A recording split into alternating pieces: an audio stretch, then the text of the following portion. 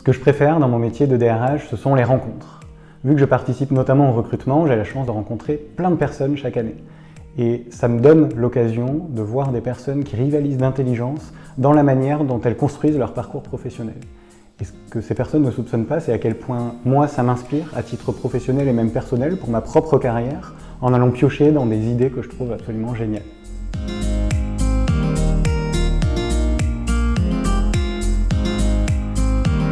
Pierre Monclos, je suis DRH chez Youno. Nous sommes une entreprise spécialisée dans la formation avec une équipe de 45 personnes basée à Paris et à Lyon. Il y en a plein des missions de DRH, mais selon moi et selon mon quotidien chez Youno, c'est avant tout le développement des équipes, recrutement, formation et évolution. Ensuite, le climat social et la santé de l'équipe, les conditions de travail. Et enfin, la culture d'entreprise, une mission assez importante et souvent oubliée par les fonctions RH des entreprises assez anciennes. Moi, je voulais être architecte parce que j'étais assez rassuré par le fait qu'on allait dessiner une maison et qu'on allait construire la maison qu'on avait dessinée. C'était rassurant parce que c'était prédictible. Et puis assez rapidement, je me suis aperçu que c'était l'inverse qui me stimulait. Et c'est probablement pour ça que j'ai fini dans les RH, parce que peu importe ce qu'on prévoit en RH, ça se passe assez rarement comme prévu. Et à mon sens, c'est ça qui fait que mon métier, je ne sais pas ce qui va se passer chaque semaine, c'est ça qui me motive et qui me stimule. Alors là, je suis obligé de dire café, vu la période, juste pour les moments où on partage un café avec des amis ou des collègues. Je ne vais pas faire le cliché de autour de la machine à café, il se passe des choses dans les entreprises, juste pour passer du bon temps avec mes collègues. Selon moi, aujourd'hui, en 2021, c'est la diversité et l'inclusion. On a beau être en 2021 dans des entreprises en France, les chances qu'on soit discriminé en raison de sa couleur de peau, en raison du fait qu'on est une femme en âge d'avoir des enfants ou déjà enceinte, ou pour plein d'autres choses liées au sexe, au genre, à la religion, en fait, c'est scandaleux, moi ça me choque encore aujourd'hui. C'est un problème sociétal pour lequel je considère que les DRH ont leur responsabilité à assumer. Ça va au-delà de l'entreprise et on doit faire bouger les choses. Même, alors moi je suis DRH d'une entreprise de 45 personnes, pas une très grosse entreprise. Pour autant, on peut avoir un impact au-delà de l'entreprise et c'est pour ça que je considère que l'enjeu du moment, c'est la diversité et l'inclusion. C'est Oussama Ammar de The Family, qui est quelqu'un qui est parfois assez controversé.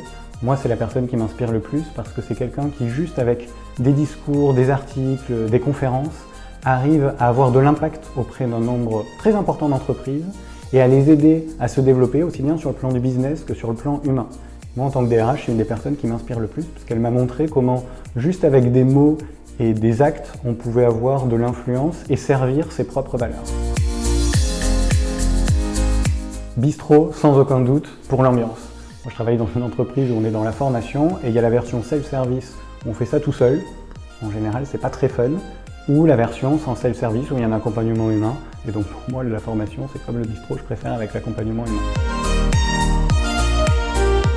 Ça fait des années, je pense, que j'ai pas mis costume cravate pour venir en entreprise, en tout cas. Jean basket pour tout le monde dans l'entreprise. Et justement, je trouve ça assez dommage que ça soit encore des codes vestimentaires imposés, notamment quand le métier n'a absolument aucun rapport avec la tenue vestimentaire.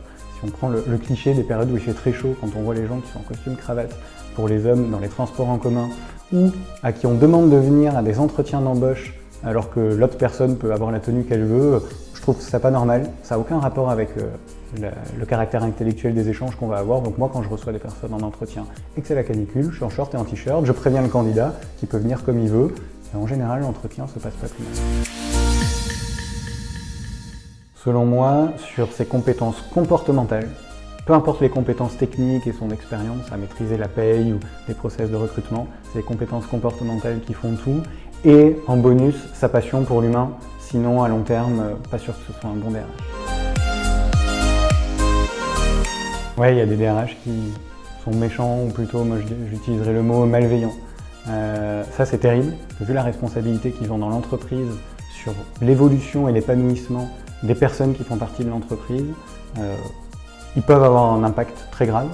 Et quand on a des chefs d'entreprise qui mettent au poste de DRH quelqu'un qui est toxique ou malveillant, je pense que ça en dit long sur les entreprises. Et je me permets de dire que, alors, non seulement j'ai aucune estime pour ces personnes-là, mais qu'il ne faut surtout pas rejoindre l'entreprise parce que c'est en général là qu'il y a des nids à harcèlement, à risque psychosocial. Alan, sans aucun doute, c'est une assurance santé qui fait tout extrêmement simple. Et pourquoi est-ce que j'aime la suivre? Alors déjà, on en est client et fier de l'être, mais aussi parce que juste la manière dont ils se sont emparés du sujet de l'assurance et de la mutuelle dans l'entreprise, en rendant les choses accessibles et ultra simples et rapides, ils ont un impact directement sur leurs utilisateurs. Et là, c'est sur la prévention de la santé et lorsqu'on rencontre un problème de santé. Si toutes les entreprises avaient le même impact auprès de leurs utilisateurs que des entreprises comme Alan, je pense que le monde se porterait bien mieux. Moi, je ne rêve que d'une chose, c'est qu'on nous compare, Youno, en disant qu'on est le Alan de la formation. Peut-être ça arrivera un jour. Les DRH sont des humains. C'est un peu provoque, mais vu que je suis DRH, dans mon entourage perso, on me demande souvent, notamment pour le recrutement, quelles sont les bonnes pratiques pour passer avec succès un entretien d'embauche. Et je déçois souvent les gens en leur disant que j'ai pas de bonne réponse, parce que vu que par définition les DRH ce sont des humains, ils ont des défauts, ils ont des biais, et chacun va avoir des besoins différents. Moi j'aime bien en recrutement qu'il y ait quelqu'un qui soit assez cash, s'il a fait une année sabbatique, qu'il me le dise et qu'il assume directement, peu importe la tenue vestimentaire qu'il utilise quand il vient en entretien. Alors qu'il y a d'autres recruteurs, ça va être l'inverse.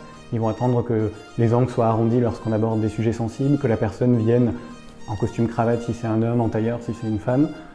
Du coup, il n'y a pas de règle, ça dépend, justement parce que les DRH sont humains et que non seulement ils vont être tous différents, mais qu'en plus ils vont changer en fonction des années et de leur expérience. Alors quand on exerce un métier RH, qu'on soit DRH ou peu importe le métier qu'on exerce au sein des ressources humaines, il y a quelque chose qui est à la fois passionnant et difficile, c'est qu'on a une responsabilité qui dépasse l'entreprise. On va toucher à la vie personnelle des salariés qu'il y a dans l'entreprise, à leur évolution, à leur rémunération. Parfois, on peut avoir un impact positif ou négatif, même sur leur santé. Et il y a des DRH qui se cachent derrière l'entreprise pour dire les problèmes de la société ne sont pas forcément nos problèmes. Si on accueille des êtres humains dans l'entreprise, on doit aussi accueillir les problèmes qui vont avec et jouer et assumer notre part de responsabilité et penser que toutes les décisions et comportements qu'on a, elles ont des conséquences pour ces personnes. Alors c'est dur au quotidien, il y a même des DRH qui font des burn-out à cause de ça, tellement c'est quelque chose qui est prenant et qui est lié aux émotions, mais en même temps c'est aussi ça qui fait que c'est passionnant et que le métier de DRH il évolue très régulièrement, tous les métiers, responsable recrutement, formation, peu importe, et c'est pourquoi j'encourage un maximum de personnes à s'intéresser à cette fonction-là.